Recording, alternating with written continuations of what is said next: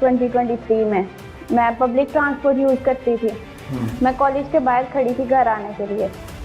اس نے مجھے کہا ہے کہ میں جو ہے نا میں بھی گاؤں جا رہا ہوں تو میں تمہیں رستے میں نانو گھر اتار دوں گا ادھر نول. میں محلے دار تھے اس ناطے میں بیٹھ گئی ہوں کہ اتار دیں گے. اس نے گاڑی میں مجھے جوس دیا پینے کے لیے. جوس پہلے سے گاڑی میں موجود تھا کہ اتر کے خریدا ہے؟ نہیں, پہلے سے موجود تھا گاڑی کے اندر. گلاس میں تھا, کسی ڈبے میں تھا یا بوتل میں تھا؟ ڈبے میں ہی تھا. اچھا. تو اس نے مجھے دیا پینے کے لیے. وہ پی کے میں انکانشیس ہو گئی ہوں. پھر اس کے بعد اس نے اس طرح, مجھے نہیں پتا یہ کدھر لے کے گیا ہے, کیا ہوا ہے. نیند بے ہوشی کی حالت میں اس نے مجھے ادھر باہر اتارا ہے گلی کے. میں گھر آئی ہوں. اس کے بعد تھوڑی دیر بعد اس نے مجھے ٹیکسٹ میسیج کیا. اس نے کہا تمہیں پتا ہے تمہارے ساتھ کیا ہوا ہے؟ میں نے کہا مجھے نہیں پتا. پھر اس نے کہا کہ میں نے اس طرح تمہارے ساتھ کیا ہے, زنا بھی کیا ہے, ویڈیوز بھی یہ بنا لی ہیں. اس کے بعد اس نے مجھے بلیک میل کرنا شروع کر دیا. آپ اس ٹائم میں بے ہوش ہو گئی تھی؟ جی, مجھے نہیں وہ ہوش نہیں ہے مجھے کہ کیا ہوا ہے کیا نہیں. اس نے آپ کو ڈرایا تو نہیں تھا یا واقعی ایسا ہوا تھا؟ ایسا ہی ہوا تھا. اچھا. پھر اس کے بعد اس نے مجھے ایک تو پکچر بھی سینڈ کیا واٹس ایپ پہ. تو آپ ہی کی؟ جی. اس بچی کا خوف اور اس کی برہنہ ویڈیوز تصاویر اپنے پاس رکھنے کے بعد اب نوید اتنا دیدہ دلیر ہو چکا تھا کہ نوید ایک کے بعد دوسرے دن اس بچی سے مطالبہ کرنے لگا مالی معاملات میں چیزیں آگے بڑھانے کا. گھر کی صورتحال یہ تھی کہ بچی اور اس کی فیملی یعنی اس کی نابینا نانی کے پاس 2 وقت کا کھانا مشکل تھا. لیکن اس رذیل انسان کی ہوس ختم ہونے کا نام ہی نہیں لیتی تھی. لہٰذا بچی نے اس کا منہ بند کرنے کے لیے, اس کا پیٹ بھرنے کے لیے اور اس کی بدبختی والی ٹپکتی رال کو صاف کرنے کے لیے بیرون ملک مقیم اپنے ماموں کا منت ترلا شروع کر دیا کہ مجھے اپنے تعلیمی اخراجات پورے کرنے کے لیے مزید رقم کی ضرورت ہے. کیونکہ ماضی میں بھی اس بچی کے تعلیمی اخراجات اس کے بیرون ملک مقیم ماموں ہی اٹھا رہے تھے. اور ایونچولی تقریباً 5-5.5 لاکھ روپیہ یہ بچی اپنی عزت بچانے کے لیے, اس کہانی کو دبا رکھنے کے لیے اس کو کھلا چکی. لیکن پھر بھی اس جنسی درندے کی جنسیت پرستی, ہوس پرستی ختم نہیں ہوئی, بلکہ ہر دن پہلے سے زیادہ مضبوط, مستحکم اور طاقتور ہوتی. پھر اس کے بعد اس نے پیسے لینا مجھ سے اسٹارٹ کر دیا, ڈرانا دھمکانا کہ میں جیسے کہوں گا تم نے ویسے ہی کرنا ہے. اگر تم نے اپنا منہ کھولا تو باقی یعنی کزنس کو, بہنوں کو, سب کو ذلیل کروں گا, ماما پاپا کو بھی. سارا اس نے دھمکیاں دینی شروع کرتی ہیں. پھر اس کے بعد یہ, آپ اس کو پیسے دیتی رہی؟ جی, میں اس کو پیسے 5 سے 6 لاکھ مجھ سے یہ لے چکا ہے ابھی تک. کتنے عرصے میں؟ یہ 1.5 میں. آپ نے کسی دوست کو نہیں بتایا, کسی کو نہیں بتایا گھر میں, کسی بہن کو؟ نہیں, ہمت نہیں ہوئی کسی سے ذکر کرنے کی کسی بات کا بھی. پھر اس کے بعد میں نے اس کو کہا یہ اپریل میں میرے پاس سارے ایویڈنس ہیں تمہارے خلاف میرے موبائل میں کہ کیسے انہوں نے مجھے دھمکیاں دی ہیں, پیسے وغیرہ بھی لیتے رہے ہو, یہ سب کچھ. 15 اپریل کو یہ گھر آ کے تو موبائل چھین کے مجھ سے لے گیا ہے کہ اب جب میرے خلاف کوئی ثبوت ہی نہیں رہے گا. آپ نے غلطی یہ کی کہ آپ نے اس کو بتا دیا کہ میرے پاس اب ایویڈنس ہے؟ جی, وہ میں نے اس لیے کہ نہ کوئی بات, ظاہر سی بات ہے میرے گھر والے بھی تھے کہ نہ بات گھر والوں میں پھیلے, وہ بھی پریشان ہوں گے, سارے معاملات پھر زیادہ بات پھیلے گی. اچھا, ایمانداری سے ایک چیز آپ نے بتانی ہے, میں آپ کو بڑی آنیسٹلی, دیکھیں میں نے آپ کے لیے بات کرنی ہے اور میں آن کیمرہ آپ سے پوچھ رہا ہوں, میں آپ سے علیحدہ نہیں پوچھ رہا.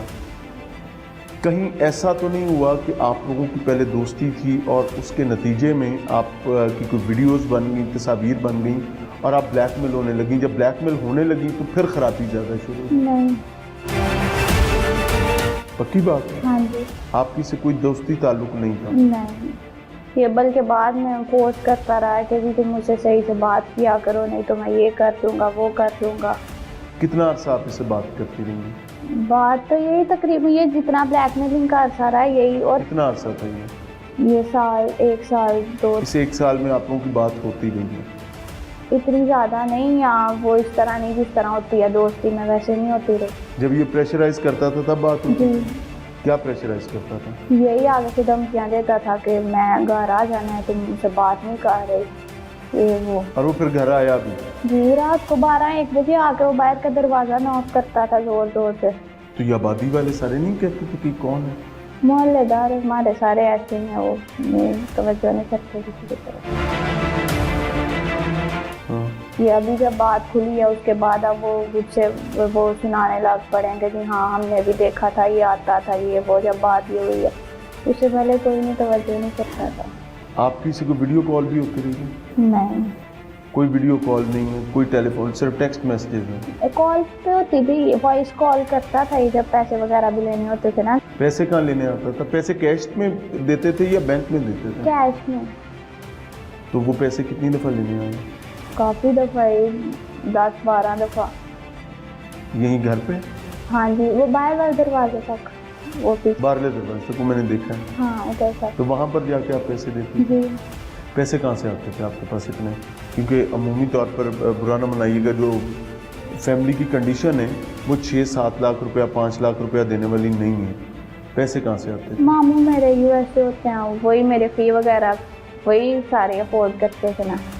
US में होते हैं? जी तो उनसे पैसे मंगवाती थी? जी। क्या कहती थी वो? फ़ी भी मेरी वही देते हैं, तो फ़ी का बहाना कर लेती थी कि इतनी है, बुक्स वगैरह मंगवानी है। तो वो भेज देती थी? जी। तो पैसे जो ट्रांसफ़र करते थे वो पैसे किसके अकाउंट में आते थे? यहाँ ये जो नीचे 2 मामू हैं इनके पास ही आते थे। तो आप फिर उनसे लेती? हाँ जी। वैसे तो इस बच्ची से बहुत सारी गलतियां हुई हैं, लेकिन सबसे बड़ी गलती उस वक्त हुई जब ये अपनी इज्जत बेआबरू करवाने के बाद, जब ये बच्ची तकरीबन 5-5.5 लाख रुपया भत्ते के तौर पर खिलाने के बाद और हर रोज, हर दिन, हर रात इसके मुतालिबात से तंग आ गई थी। इस लम्हे इसने सबसे बड़ी गलती की, और वो गलती ये थी कि ये बच्ची इस बदबख्त इंसान को ये बता बैठी कि तुम्हारी बदबख्ती के तमाम सबूत अब मेरे पास हैं। ये वो सबूत हैं जो तुम मुझे वक्तन फवक्तन ब्लैकमेल करने के लिए भेजते रहे हो, और जब जब तुम मुझसे इस हराम कारी और इस हराम मामले को छुपाने के एवज रिश्वत और भत्ते के तौर पर पैसे लेते रहे हो, अब मैं ये तमाम सबूत सबके सामने रखने जा रही हूँ। अब मुझ में इतना हौसला आ गया है कि मैं तुम्हारा मुकाबला कर सकूं, और मैं कम से कम अपने बड़ों और पुलिस को इन तमाम तर हकाइक से आगाह कर सकूं। और 15 अप्रैल को ये बदबख्त इंसान इस मासूम बच्ची के घर आन धमकता है, इससे जबरदस्ती घर में दाखिल होकर मोबाइल फोन छीनता है, वही मोबाइल फोन जिसके बारे में इस बच्ची ने इसको बता रखा था कि तुम्हारी बदबख्ती के तमाम सबूत इसमें हैं, मैं बर्बाद हो गई, तुमने कर दिया, छोड़ूंगी अब तुम्हें भी नहीं। वो रजील इंसान इससे ये मोबाइल फोन छीनता है और रफू चक्कर हो जाता है। फिर उसके बाद उसको उसने मुझे मैसेज किया, कॉल किया उसने कि जो है ना बाहर आओ। मैं बाहर गई, उसने कहा मैं तस्वीरें वीडियो सब कुछ डिलीट कर दूंगा। नहीं, आपसे जब ये मोबाइल छीन के ले गया फिर ये आपको कॉल कैसे कर रहा है? मैं हालांकि मोबाइल में लेके आई थी अपने पास। वो नंबर इसके पास कैसे गया? मेरे ही नंबर था, मैं डुप्लीकेट सिम जो है ना मेरे वाली, वो उस मोबाइल में डाली थी। अच्छा। उस पे ही तो उसने फिर किया है कि बाहर आओ, मैं डिलीट कर दूंगा वीडियोस भी और जान छोड़ दूंगा। यही घर के बाहर आया? जी। मैं बाहर गई हूँ तो इसने फिर उधर पिस्टल निकाल लिया इसने कि कहता गाड़ी में बैठो। मैंने कहा मैं नहीं बैठना, तो आगे से धमकियाँ लगाने लग पड़ा कि लगता है तुम्हें अपनी इज्जत प्यारी नहीं है या अपने घर वालों की। मैं बैठ गई हूँ, फिर ये अपनी बहन के घर उधर पुलिस लाइन में क्वार्टर में लेके गया मुन्ना के। ये क्या तारीख? 19 अप्रैल, ये रिसेंट? जी।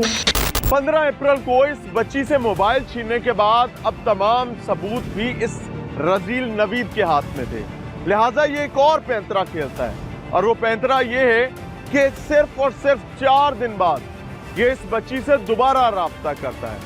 अब वो नरम भी है, लहजा भी शगुफ्ता है, बात भी सलीके से कर रहा है।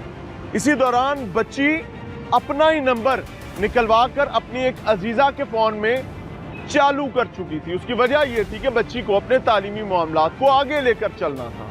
सीए की स्टूडेंट है, बहुत सारे मसाइल मामलात होते हैं। लिहाजा इस शख्स के पास अब दूसरा पैंतरा ये था कि ये इसे राब्ता करता है और इसको एक बार फिर बुलाता है, इसे कहता है कि मैं तुम्हें लेने आ रहा हूं, जो हो गया उसकी माफी दे दो, मैं तुम्हारी तमाम नाजेबा वीडियोस और तस्वीर डिलीट कर दूंगा, सिर्फ एक बार मुझसे मिल लो, मैं मिलकर तुमसे माफी मांगना चाहता हूं। बच्ची अक्ल की कच्ची दोबारा इसकी बातों में आती है और ये इसको लेकर बाकायदा सियालकोट पुलिस लाइंस में ले जाता है। दोबारा कह रहा हूं, बच्ची के मुताबिक इसको सियालकोट पुलिस लाइंस में अपनी बहन के क्वार्टर्स में ले जाता है और वहां ले जाकर उन दिनों में जब बच्ची अयामे माहवारी में होती है, इसको एक बार फिर जिनसी तशद्दुद का निशाना बनाता है। और जब ये सब कुछ हो रहा होता है तो इसकी बहन घर में मौजूद होती है